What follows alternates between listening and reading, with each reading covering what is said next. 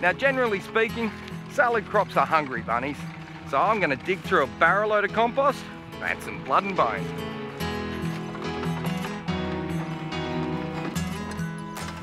The trick with a salad patch is to lay it out so the taller crops are on the southern side, so they don't overshadow the smaller crops.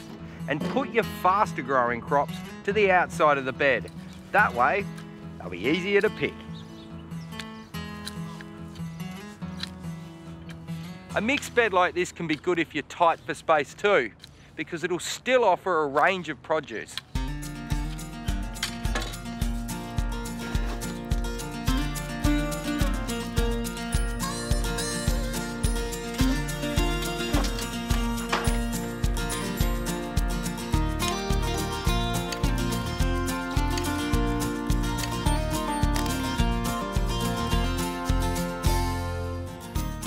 Sunflowers are great in the garden, and their seeds are delicious in salads as well.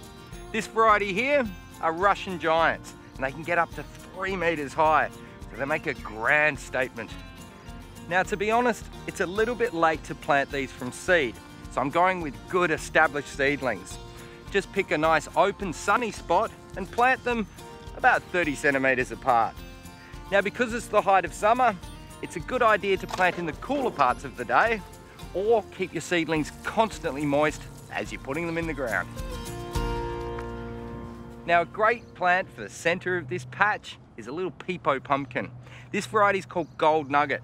It has a tasty little fruit, gets to about the size of a softball. And the plant itself, although still a pumpkin, will only really reach about 1 meter by 1 meter, so it's good for small spaces. Now, you'll notice I'm putting them in these raised mounds.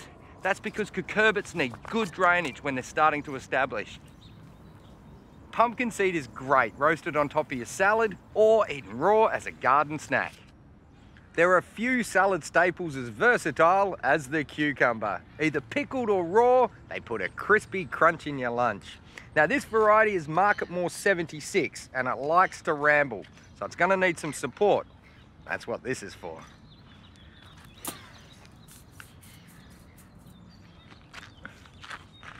There are many forms of cucumber.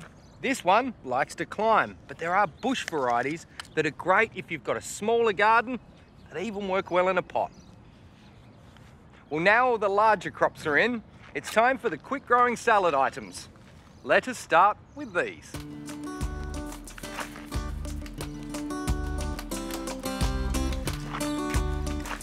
I'm planting seedlings of a variety of lettuce called patsai. Now, if you want a continuous harvest, all you have to do is throw a little bit of seed round underneath these plants and don't cover them with soil. Just give them a wet down with a hose.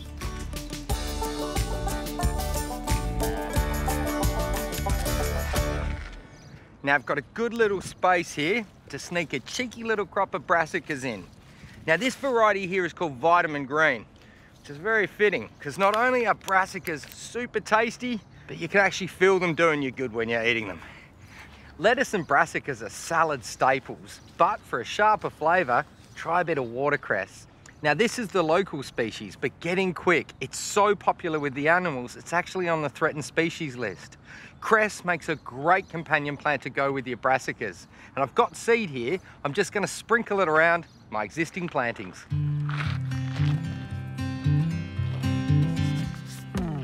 There's room in this bed for a few herbs like dill and chives, and of course some flowers to attract the bees. Native violets should work a treat.